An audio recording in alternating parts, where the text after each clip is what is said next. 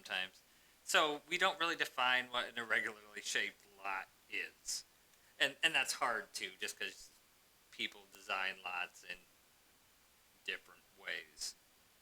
So right now it's on staff's interpretation, more or less, to is it irregularly shaped versus not, unless of course they appeal to you all and whatnot. Is no one really defines it? Is that something we care to attempt to do, or is that just one of those things that you just can't define? Or I can do more digging to see if anyone defines it, but it's kind of what's in the eye of the beholder. Some maybe if it has angles of a certain amount in certain directions, or I don't know. Could we, instead of maybe a set definition, could we give maybe like examples what could fall in that? Like, um, if the front yard is narrower than the required width for building, and or something where, or the rear yard, same thing, where the rear yard is narrower than what would be required, and so it has, so you're defining something that would be a challenge, because if it's wider than required to build, it doesn't cause a problem. But if it's narrower, then that's going to change where the property setbacks are going to affect the property. So like you were talking about a flagpole property. So if the front of the property is narrower than a buildable lot, and it requires going up to an area where extends out, where then it becomes buildable. I don't know, something where you're giving more examples than just straight definition, and we could add to it as we go. But then if it's irregular, I don't know if that helps you at all with it. If you define it as irregular, if it doesn't help to define it as irregular, then I don't know that it matters. But One thing missing from this was I was going to include a definition for a flagpole lot. Just those seem to be an irregularly shaped lot that are fairly common. So I was going to include that. It just didn't make it in here just because I didn't settle on a definition that I liked enough to present. Whether it's the pole is less than the required width of the lot and then it expands out, or at what point does it just become a lot? Does it be the pole has to be less than a certain percentage of the width of the flag? Or I was working through it, didn't quite get there. just kind of thinking along the lines of that. So if you have a parcel or a lot that's too narrow to build on, it's kind of like a flagpole, but it has to extend up before you can build on it. One of the questions is, where do we consider the frontage? If it's a flagpole, you go up and then you consider. But what if we had something where once you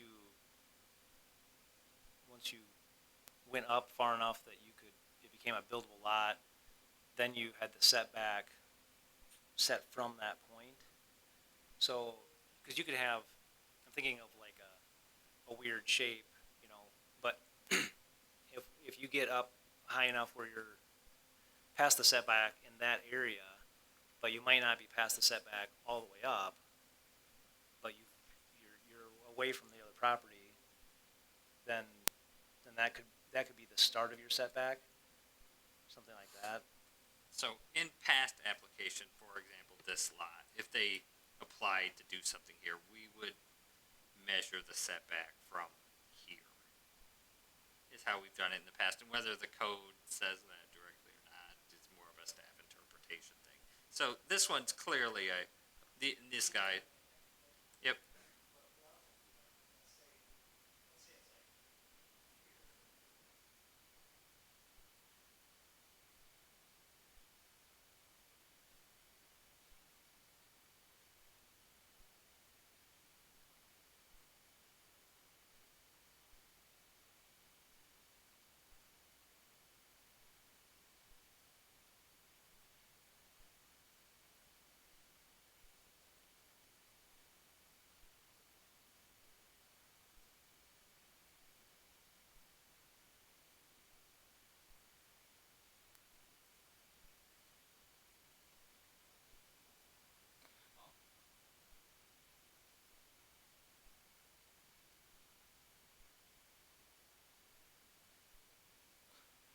Would that affect a lot of pie slice shaped lots on cul-de-sacs?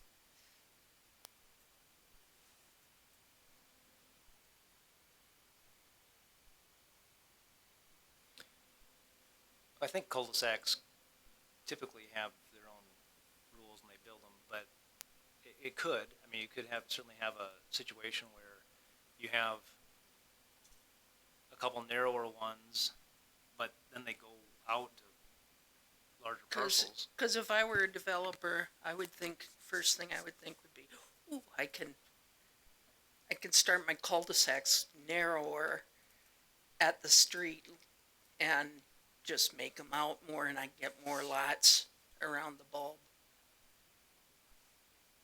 And I'm not sure we'd want that. Well, those houses would be set back even further though than a typical, because you would have to get back far enough to still be a buildable lot, and then you'd have setback from there instead of the setback up further. So you'd even be further back off of the street on a house like that. But at the street, you'd have more. You'd have. But cul-de-sacs have all that extra parking. You know how you love cul-de-sacs. I hate cul-de-sacs, but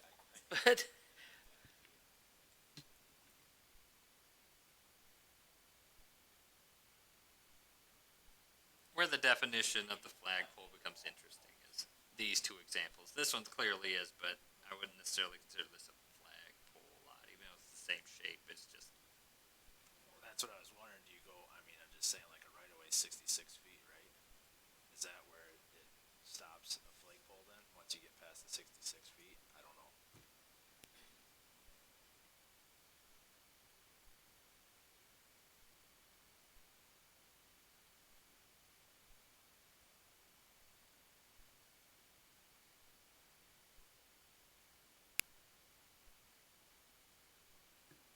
That wouldn't be a front yard. That would be a side yard.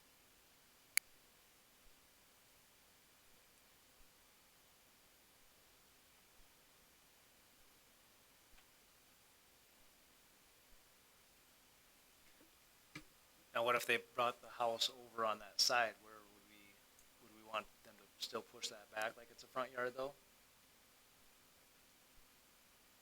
If they came south down there, like where the cursor's at, if they built a house there, where's their front setback?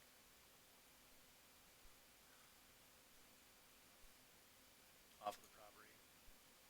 See, I would think there, you would treat that like a front setback.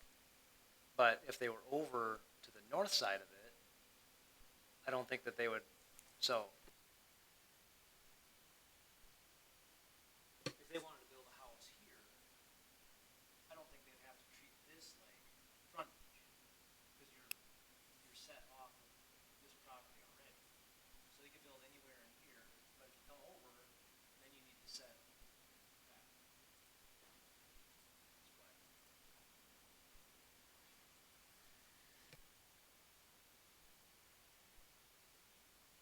well, it would depend on which side of the house is the address too, wouldn't it? Well, that would be on Sioux. I don't know where else you'd put the address on that one. Then what if it were? Eventually Ironwood. Oh, that Ironwood. Well, then if it was Ironwood, then that would be their side setback, yeah. Yeah.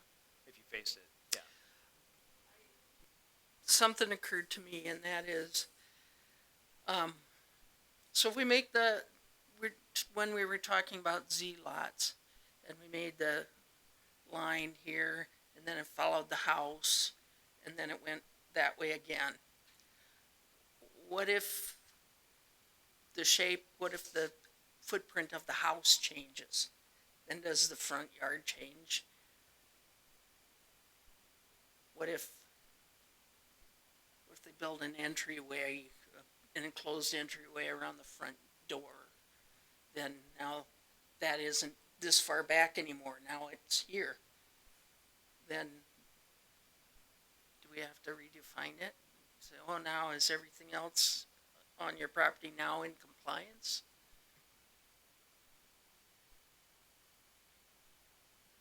I think the answer to that is, say you had a square house and you had a big backyard and you basically added on, you just made your side yards longer. So yes, how it would be viewed would be different. We wouldn't necessarily call it anything different, but as long as you're still within the setbacks, I think it's fine. But yeah, you're in that situation. If you basically plopped another addition on the back of your house, your backyard would get narrower. It would still need to meet the minimum setback requirement, and your side yards would get longer.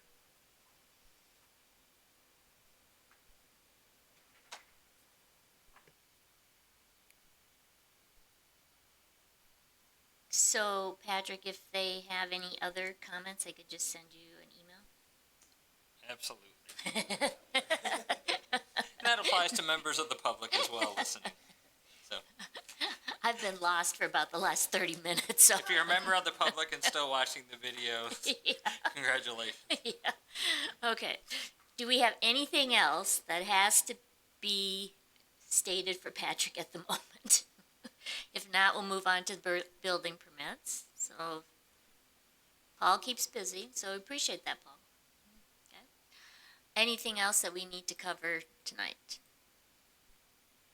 If not, I will entertain a motion to adjourn. So moved. Second, Totes. Okay, motion is second to adjourn. All in favor? Opposed? All right. It is 8:14 p.m.